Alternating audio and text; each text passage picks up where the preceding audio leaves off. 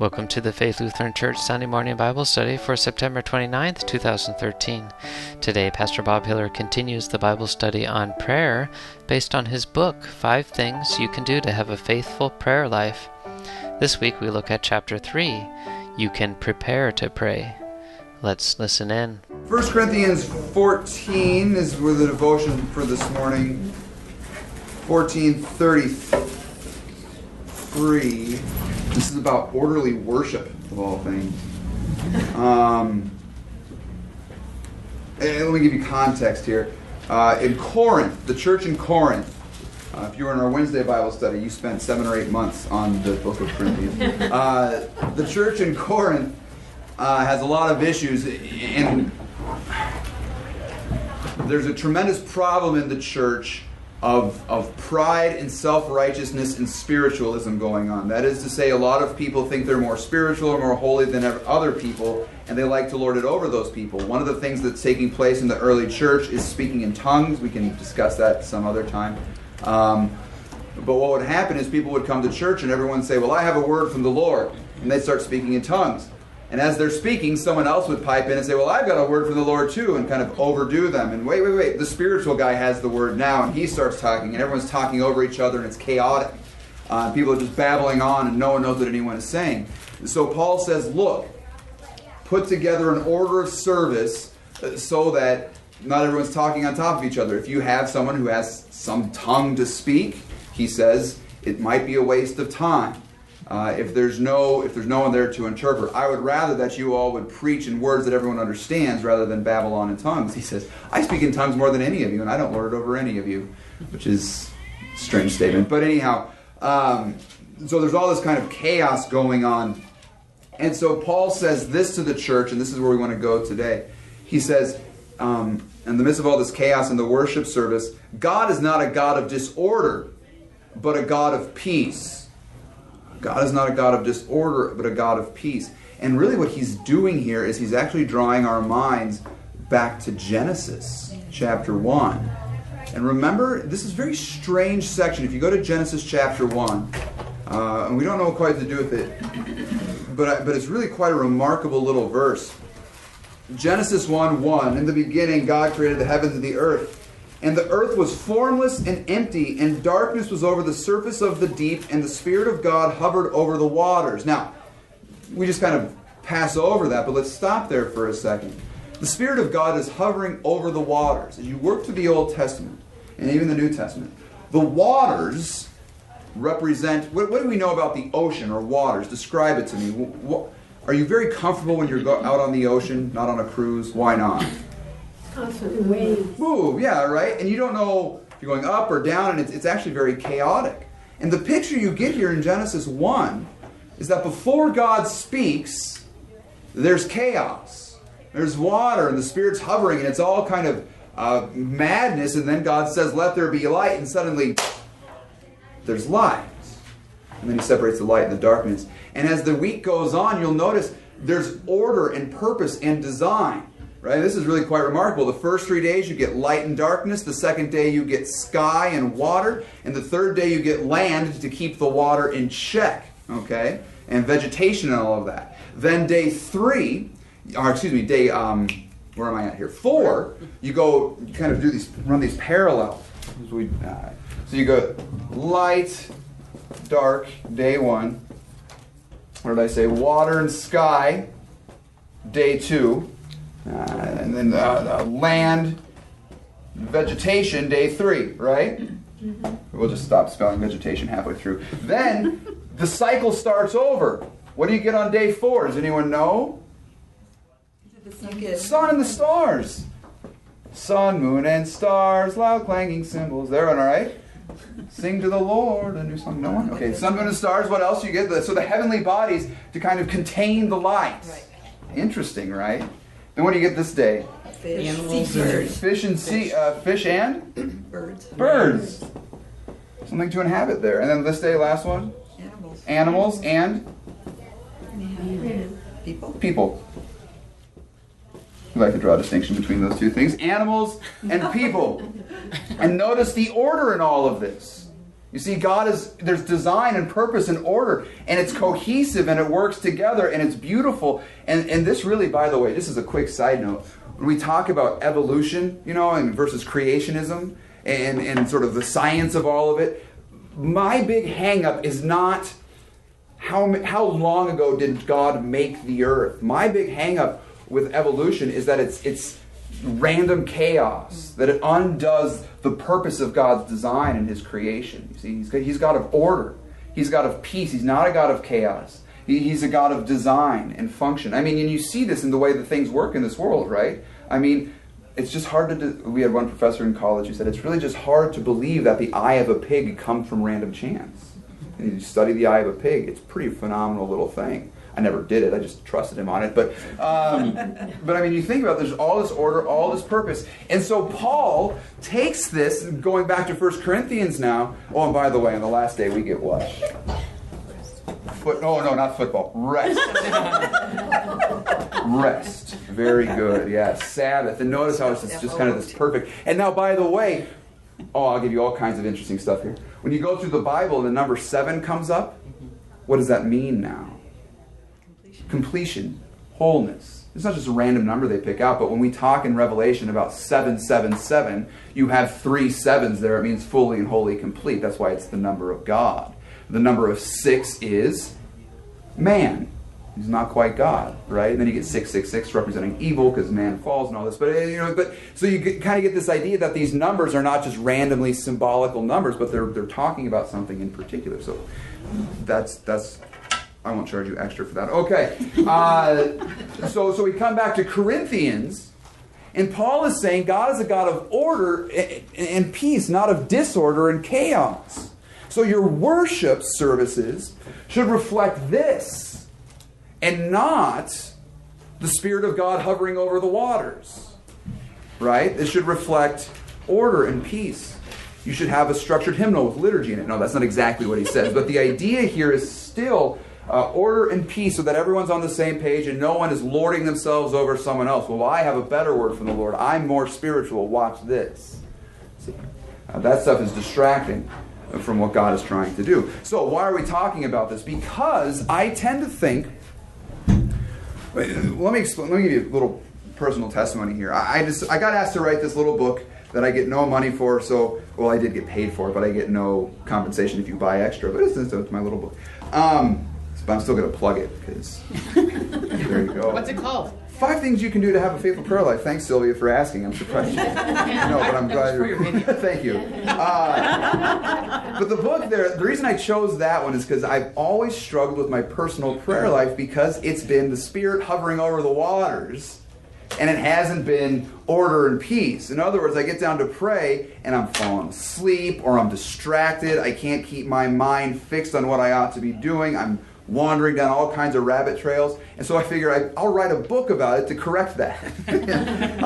Fix my prayer. But to find something that, would actually help me with this. And I've actually been quite amazed at what I found. And so what I want to do today is if that is your situation, I want to help you put together a prayer life that is one of order and peace and not chaos and distraction. So that's what I kind of want to accomplish today. If you've read the book on this chapter already, chapter 3, you're going to kind of have some of this already. But what I've found is that if I can have some structured time, maybe it's just because I'm German, I don't know. But if I can have some structured time, it helps keep me on track and keep me focused in all of this. So that's what we're going to do. I'm going to just kind of give you some tips. Now here's the thing. Here's the idea. What I'm going to give you today, and when you read my little book, what I'm going to give you is not like do this and you will live kind of stuff. This is advice. These are tips to kind of assist you. So if you hear this and you're like, that's not going to work for me, then don't do it. I mean, it's fine. But these are just some things that I found helpful or that I've heard others say were helpful because it keeps them in order. Some of the things that I wrote in the book I don't even do, but I know others have found them to be useful. So that's kind of what I want to kind of analyze them today. I am going to recommend this, though, to you, and I will say this is kind of critical to the point today. When you go, last week we talked about setting time aside. Did anyone actually try that this week? Did you actually try and set aside a different time to do it? You did. Good job. Okay. Now, what I want you to do for this week, after you've set aside time, is is have a plan going in. What am I going to do with my time? Don't just sit down and say, all right, Lord, fill me. Like, it's not going to work. You're just going to be lost and confused, and maybe it will work, who knows. But I would venture to guess not, at least not on a consistent basis. So what I'm going to recommend today is sort of a game plan, some choreography. The language I use in the book there is, you don't go to a football game without a game plan, unless you're Lane Kiffin and apparently you lose your job. No one here is a USC fan. This morning, that's a rough way to wake up on Sunday, huh? Yeah. Oh, jeez. But why? Why? 11 lost. I'll tell you why. Yeah, he's spiraling out of control. Well, anyhow, okay. It's just chaos, not order, there on the field there, Ruth. Football, good heavens, I gotta stop. So to make sure I'm including everyone in this, a ballerina doesn't go out and just start dancing, right? She has choreography. At least if I'm watching these, I watch a lot of ballet these days. It rivals the amount of football I watch, if you would believe that. And I've got ones that I actually like. You know what's the best one?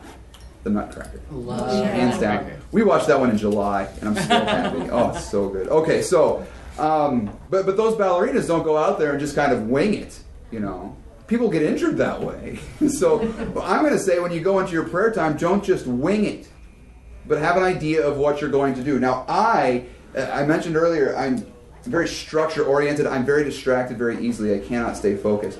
So I actually need to have something prepared for me and written out for me to follow. And I showed you that last week in the hymnal, I think. There's that little morning prayer service is what I use. And I have it memorized now because I've done it enough. But it goes through a number of psalms that you read through, just real brief verses from the psalms. In the morning, O Lord, you hear my voice, and it goes on. Then you move straight into some readings for the day, and maybe I don't have this memorized. You moved into some readings for the day, some readings you have assigned for yourself if you're following a reading program. Maybe you use a devotional. It's at that point you would read from your devotional. Then you say the Creed and the Lord's Prayer. You read a little bit from the small catechism.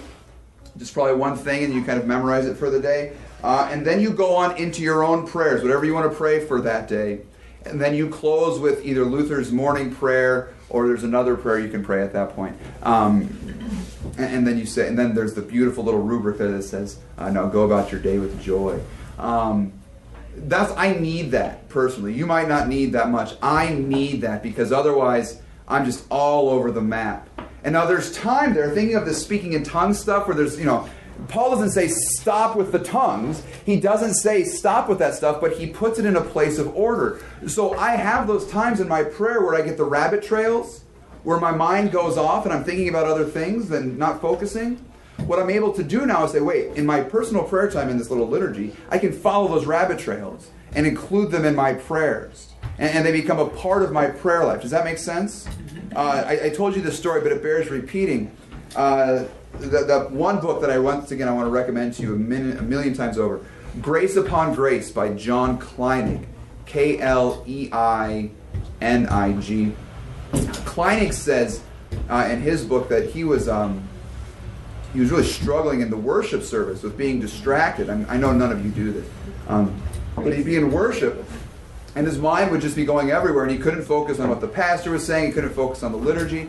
And he was furious with himself. And he thought the devil was distracting him. So he went to his professor, whose name was Herman Sasse. And Herman Sasse is like this massive 20th century theologian in Lutheran confessional circles. Just phenomenal. And he starts complaining to Sasse. He says, I'm so sick of the devil distracting me in worship and taking my mind in other places. And Sasse looks at him and goes, yeah, that is frustrating. But who knows, maybe it's the Holy Spirit and not the devil. That story, bless you. Bless you. God bless you, Rob. So the spelling of those things on the Bible? Well, yeah, that's right. But if you think about this for a second, in your prayers, if you're distracted by certain things, if your mind's going in a different direction, maybe that's the Holy Spirit saying, all right, this is what you need to lift up to me in prayer today. Maybe this is what you should be bringing before me. Instead of thinking of it as a distraction, think of it as the Spirit guiding you. And then pray about those things, because obviously they're weighing on your heart. Now, if it's like last night's episode of Breaking Bad or something like that, that's the problem, if you're distracted by distractions. But if it's the things of your day, that's good. And that's actually a good thing. But for me personally, I need that kind of structure. Now, Luther's advice, remember we said this last week, Luther's advice is a lot more simple. Before you get out of bed, sign of the cross, Lord's Prayer, pray, read a psalm, go. I mean, that's a lot less structured. Now, he's going to suggest you read a little more than just a psalm. But I think that's very helpful too. And I think that if you don't have a whole set time, that's really just the easiest route to take. Don't think like if you haven't met a time limit, you haven't prayed enough. You know what I mean? Then after that, go sin boldly. Yeah, that's right. 5 to 10 minutes. You shouldn't be smiling for 5 minutes before you prepare to say something, because I know it's coming, especially if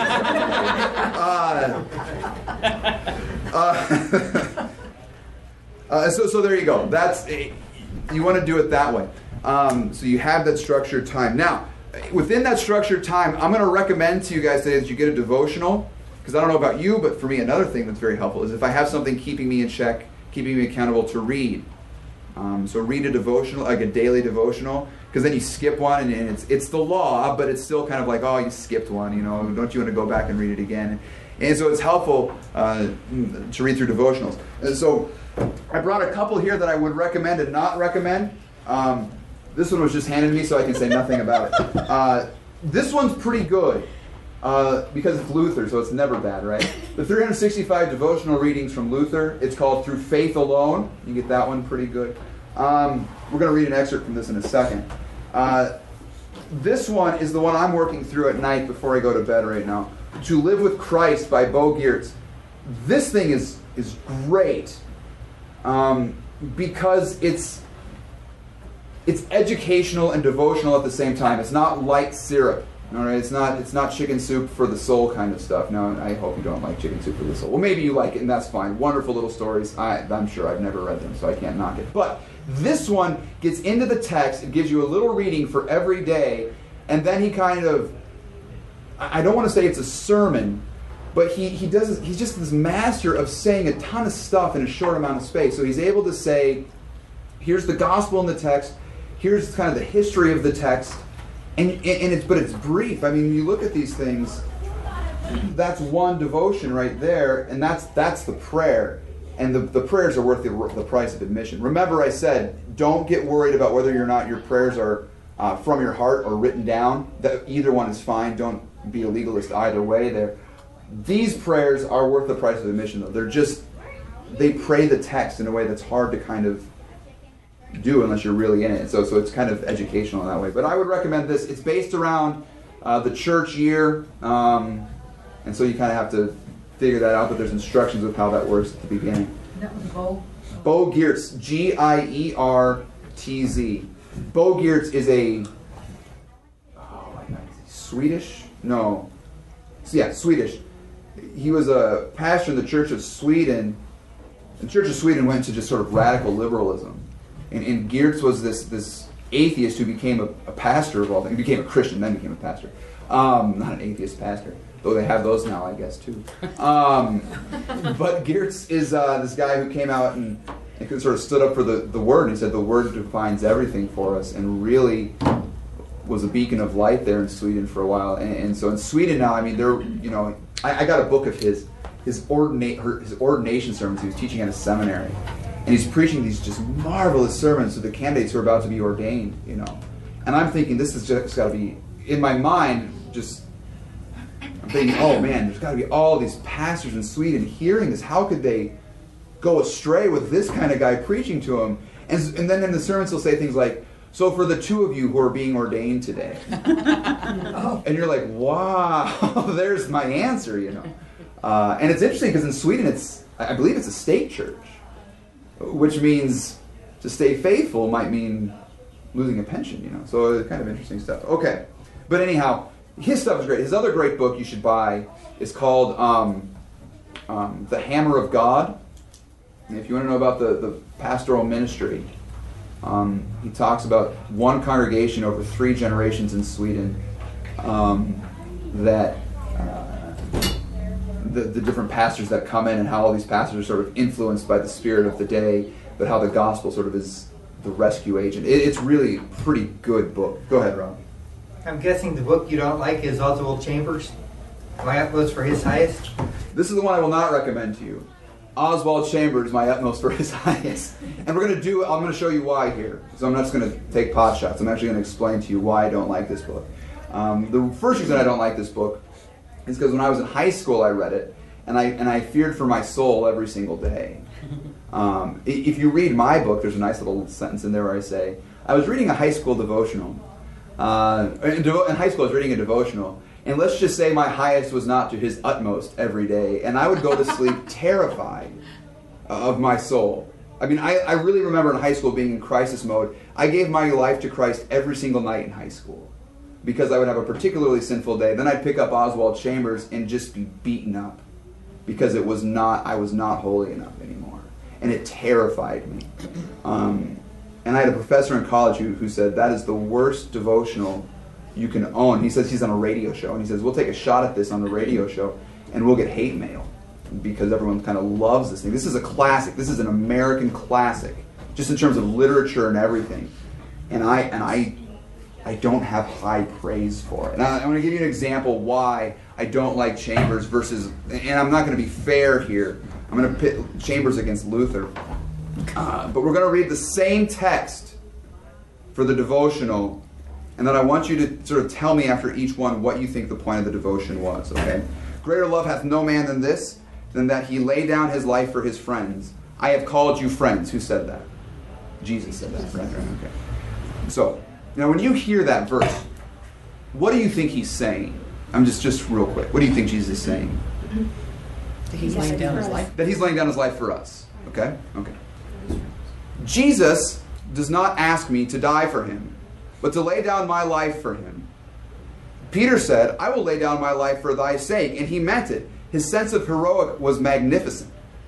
It would be a bad thing to be incapable of making such a declaration as Peter made. The sense of our duty is not only realized by our sense of the heroic. Has the Lord ever asked you, will you lay down your life for my sake? It's far easier to die than to lay down the life in a day in and day out with a sense of the high calling.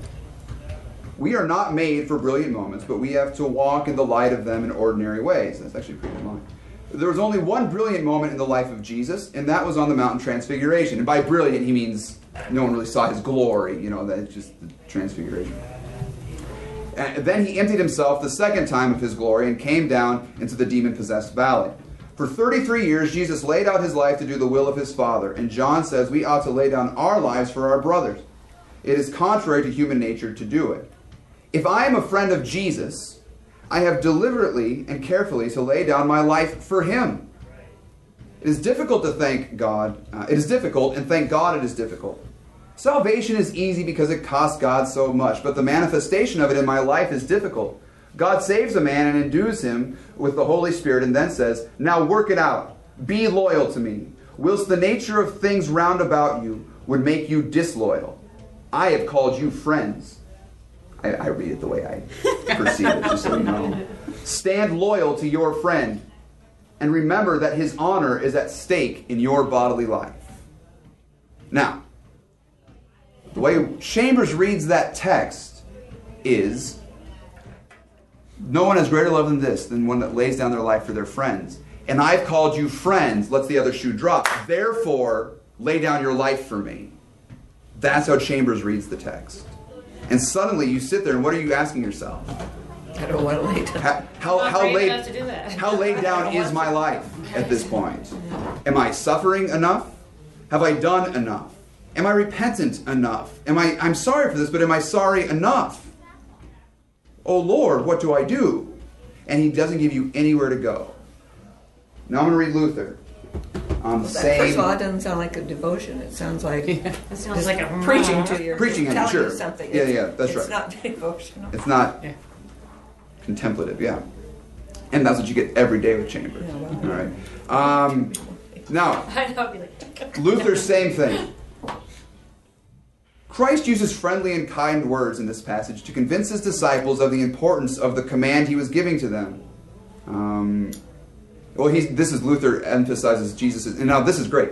Luther emphasizes this text, you are my friends if you obey my commands. Now that's a heavy verse from Jesus. Now this is what Luther does with that heavy law verse, okay? He reminds them of his own example of how he loved them and of all that he had done for them.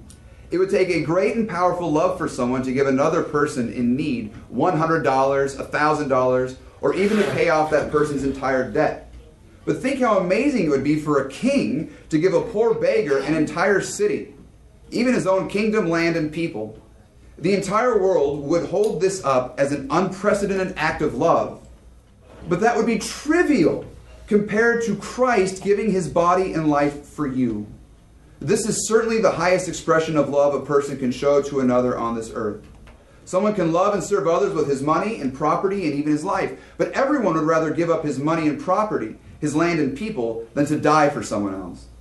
Even if someone did that, it would still be nothing compared to God sending his Son from heaven. It would be nothing compared to God's Son taking your place, willingly shedding his blood and dying for you. Even though you were his enemy and were condemned, this love is greater and higher than heaven and earth and anything else you could name. What will you do for Christ in return? Even if you gave your life for your neighbor, what is that compared to his life? But Christ doesn't even ask that much of you, except in emergencies, of course, when you should risk your own life to save others. Christ simply asks you to show love to your neighbor in a tangible way. Now, what did you get out of that one? What's the difference? Did you notice the difference? That's what God has done for us. Yes. What I have to do to get to God. But he also doesn't let us off the hook. Right, yeah, you have to. Luther doesn't say, therefore you don't have to go do anything. So it sounds like Chambers is Methodist and Luther's a Lutheran. That's right. That's right. The problem is at a Christian bookstore, they don't have a Methodist section and a Lutheran section. Instead, they just have devotionals. And so we need to be discerning with what we buy. But this is very important. Because, and I want you to notice this too, because I don't want it to sound like we're kind of saying, so get a devotion that doesn't tell you to do anything. Because that's where Luther actually shines here. He doesn't leave anyone off the hook. He says this is what love is. To do kind things for your neighbor, to love them in their life. Now, let's exalt Christ above all else. Let's talk about what Jesus has done for you. And that actually enables you to go do this. Whereas Chambers is saying, have you done it yet? How much have you done it? Have you used your whole heart? I have to clean this up. But there's this great line in The Simpsons from a long time ago where they said, they fire Homer, and they say because you're doing a half rear job. And Homer goes, oh, but I thought I was using my whole rear. That's kind of what it's like with Chambers. It's like, are you using the whole thing? And you're like, I don't know. I thought so. Am I? And where does Chambers turn you? And this is the problem. Not to Christ, but back in on yourself. Whereas Luther, and I mean, this is good Lutheran language, but Luther's holding the law and the gospel there together, and he's not letting you off the hook for either of them. Christ gives you his whole... A king could give a beggar the kingdom, and it's nothing compared to what Christ has done for you. And now he calls you not to give a kingdom to a beggar, but to look at your kids and love them. To thank your wife or your husband for what they've done today. To give someone... I mean, actually, Luther's becomes not only better, but doable. So, pretty good. So I want us to be aware of those things. And so these are the three things we want to be looking for in a devotion. This is in the book, but I think this is helpful. Where do we get the book? Which one? Yours. Out front in the sanctuary, is on the way out. There's a whole pile of them. Okay. Unless you want a Kindle edition, and then you have to pay for that yourself. But otherwise, it's out there. So 3 things you want to make sure of. Biblically based. In other words, we're not reading comforting little thoughts. Chicken soup for the soul stuff is out. I worked at a Christian bookstore. They sold chicken soup for the Christian soul, which I imagine if there's a Christian one, good. But we're not just reading sort of heartwarming stories. We want stuff coming from the Bible. And in fact, it's a good idea, if you want to really get into this stuff, to do a read through the Bible in a year, or read through the Bible in a 2-year plan. I should put one of those together, not put one together, but find one for you and give it to you. If you have a smartphone, get the Bible app. What is it called? You said one that was called... There's Pray Now. That's Pray not one. Now. Yeah. That's There's it's just the Bible. It's a free app. What is it called? I'll think of it. I'll tell you next week. But if you get this Bible, they put reading plans together for you. So, I mean, your phone can keep you in check. I mean, that's really kind of helpful. And so, but you want it to be based out of the Bible. You want to be reading the Bible with your devotions every day. Prayer and Bible feed each other. Go ahead. My advice from experience is if you're going to do it through the Bible in a year pen, don't do it before you go to sleep if you're going to read the book of Numbers. Yeah, that's right. That's good. When you get to when you get to Chronicles, make it your morning reading, not your evening reading, because you'll sleep in the morning then. But yeah, that's good advice. Very good. All right. So biblically based. However, not just biblically based, but Christ-centered. Because we do a really good job of reading the Bible without thinking about Jesus. Now remember, there's a marvelous verse where Jesus is risen from the dead and he's walking with the two men on the road to Emmaus. And in the text says, he opened their minds to the scriptures and told them how they were all about him. And starting with the law and the prophets, that is the first 5 books of the Bible and all the prophets. And then later on in Luke, when he's talking to the disciples, he shows them from the law and the prophets and the Psalms how the book was all about him. Okay? So that means your Old Testament reading is about Jesus. And your New Testament reading is about Jesus, and you have to work really hard to make it not that, but we do a really good job of it. So you want it to be Christ-centered. Okay? Focusing on Jesus more than me. Or maybe say it this way, Jesus for me. You see the difference there? Not just about me, but Jesus for me. Okay? Not just Jesus giving me commands to do something, though he will. And if if you read a devotion where Jesus gives you a command, don't say, I'm not going to read it. I mean, if Jesus says it, he means it. However, if that's all you get day in and day out is commands, commands, commands, it's going to drive you to despair. At least it did for me when I was doing this in high school, you see.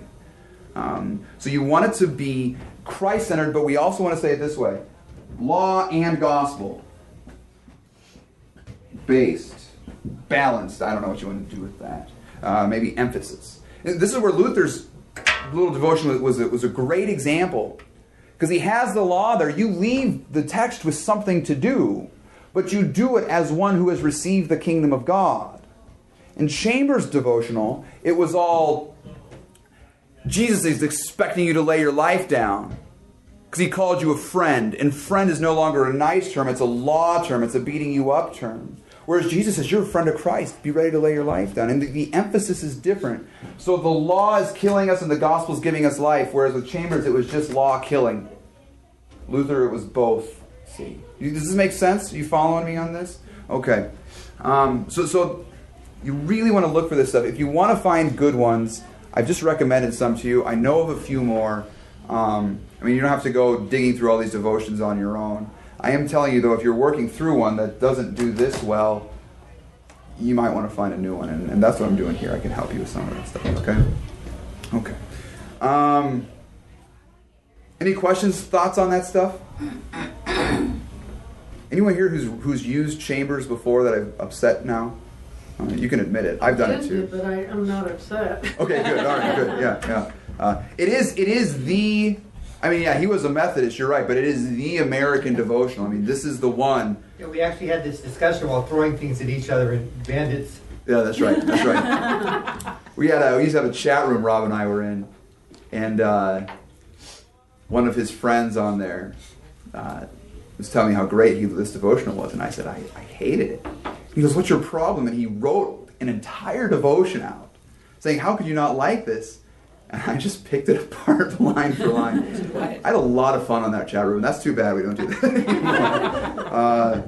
Because it's just all despair. It's all back on me. Okay, good. So those are what you want to look for. Now, other things for structuring your time. Again, we've talked about this before. These are going to be brief suggestions.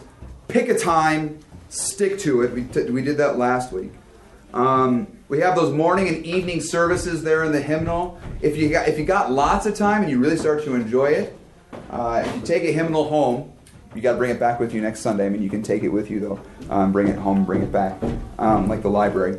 Or if you get that treasury of daily prayer that I recommended to you, they have entire services in there of the morning prayer, the evening prayer, or matins, or comp line, or vespers.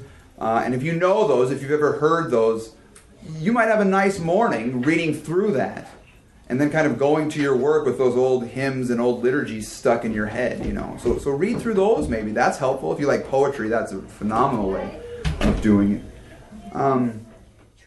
Treasury Daily Prayer. If you want to take a look, it's a book that weighs a lot, but it's just the best thing. That's what really got me fixed on this sort of what I call a personal prayer liturgy. That book kept me in check and helped me focus, and it really was, I just can't say enough about it. You may want to do something like this. I mean, get creative. Structure your week around the Lord's Prayer. You know, so every day you're focused on one petition. Say the whole prayer every day. But on Sunday you pray, Our Father who art in heaven, hallowed be thy name. Then Monday is thy kingdom come. Tuesday thy will be done. And you just kind of focus on that. We'll talk more about that in a few weeks when we focus on the Lord's Prayer. But that might be an idea. Use the catechism. We will talk about this. All the catechisms that have ever been made, Catholic Catechism, Heidelberg Catechism, the Reformed Catechism, they're instruction manuals.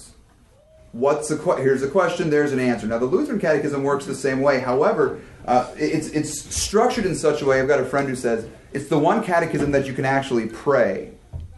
In other words, you go to, and I'll talk about how to do this, but you say you're praying through reading through the 10 Commandments, you know. I got to memorize these because I have confirmation going on right now with the 10 Commandments. Second commandment, you shall not misuse the name of the Lord your God. What does this mean? We should fear and love God so that we do not curse, swear, use satanic arts, lie, or deceive in his name. Yeah.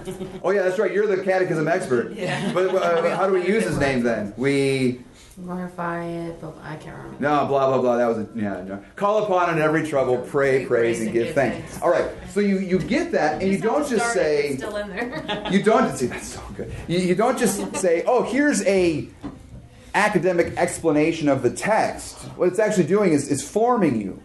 So you say, all right, Lord, I praise you for your name. You've put your name on me in baptism. I am yours. But now I confess to you that I have not called upon you in every trouble. I have misused your name, and here's how, and you confess your sins. But I thank you that you're merciful, and you've given me your Son. And now I ask that you would teach me to call upon you in every trouble, pray, praise, and give thanks. And it gives form to your prayer. So you work through the catechism, you're actually learning the 10 Commandments, you're praying the 10 Commandments. This is a good thing, see. And so maybe you want to throw that somewhere in your devotional. The articles get a little tougher. Yeah, that's where it's really long. But there you get some of just the greatest lines. And we'll do this next week, and then when we talk about the give us our daily bread. But in the small catechism on the first article of the Creed, he's talking about how God gives us all things, and he just starts listing all the stuff God's given us. And then he has this marvelous line where he says, and all of this he does out of fatherly and divine goodness and mercy without any merit or worthiness of myself. In other words, even your life is a gift. It's not just forgiveness and salvation, but it certainly is that. But your whole existence is a gift. You know, I mean, it's just, you can just delve into the minds of this thing. Yeah, go ahead. Where do we get the part where Luther says, break wind to make the devil go away? Rob, you just make stuff up. No one ever said that. You just make stuff up. What? Is that in the catechism? No, it's not in the catechism. No, that's something else he said probably. Luther, right? What? I just broke wind and the devil went away. Susan, I don't know if he's warning you of something or not. What? No, there's a potential quote. Luther is always quoted for saying things he actually never said. Like you've heard the story where he throws the inkwell at the devil. I don't know if you've heard this. He never actually did. But I think you can go to Germany and they show you where he did it. On your beer tour. Yeah, on your beer tour. That's right. It was actually beer.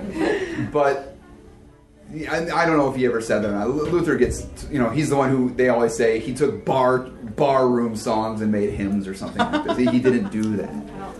They're easy to sing. I was like, yeah, the ones we sang today, first service, no chance any barroom singing. All right. Good. I think it was John Wesley with barroom songs. Is that right? Hymns. I don't think Wesley ever even sniffed a bar, so I'm not sure if that's true or not. All right. So there you go. The litany, we do that every year, and everyone gets bored with it during Lent, but that's on purpose. But the litany is a great prayer, actually, because if you're one of those people who feels like you're leaving something out when you pray, the litany just does the whole game, but it's not long. when you're praying it is in church, it feels long. But when you do it by yourself at home, it's wonderful. I mean, it really is. And you start thinking of this. It actually creates the rabbit trails for you. So, like, there's parts where you pray for, you pray for the government or the president and everyone in charge, and suddenly you're, like, angry about something, right? And so it teaches you to pray with what you're upset about. Or maybe you're happy. I don't know. Maybe you like things that are happening in the government. And so now you're praising God for what you're saying. But, I mean, you see, it teaches you, it trains your mind to go on those rabbit trails and follow them. So I think that's great. I'll pray that during Lent. Actually, I got kids, so let's just say that things have happened and I haven't been able to have the kind of prayer time that I need. I'll just, really? yeah, right. I sit down with the litany, I pray through it, and I'm off to work. I say the Lord's Prayer too, but I mean that 5 minutes. I mean, and you've thought more theologically in those 5 minutes than you probably do the rest of the day, and it's actually really good. So the litany is one I recommend as well. If you want a copy of that, just make a copy in the sanctuary. I don't think I'm allowed to say that, but just copy one out of the hymnal and take it home. Or just, again, take the hymnal home with you. That's okay. Just bring it back, because we don't have, these things don't grow on trees around here, but take it home with you and then bring it back with you every Sunday. Did you know they used to do this? I mean, they used to have your own personal hymnal that you would take with you. It was up to you. That's how the whole seating arrangement happened in the church. Is that right? Your hymnal where you're... Yeah, that's right. This is my chair. See, that's my hymnal. That's good. Yeah. You always got one at confirmation. You got your own hymnal with your name on it. I heard one guy say, the Lutherans, you watch the Baptists and they carry their Bibles to church, but the Lutherans carried the hymnals. And I thought, is that a bragging point? Or is that... Anyways, okay. I don't know that that's...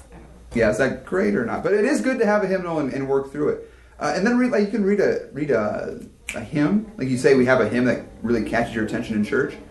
Read that, The hymn we sang in first service this morning, you might not sing that, because I don't know if anyone can remember the tune, but the words were phenomenal, right? Especially with Thy Will Be Done. So, okay. Good. So pick a time, structure your time, plan ahead. Maybe you want to journal. You keep track of your prayers. A lot of people journal. I don't. That just won't. It won't work for It me. won't work for me. But some people love that. It's really helpful. It keeps them on track. It helps them remind them of where God has been faithful. Nerds. Things they still need to pray for. Nerds. Huh? Nerds. He said nerds. Yeah, it's ironic that Rob would ever call anyone a nerd, given his movie library. Okay. I'm sorry. That was not nice. I meant it though.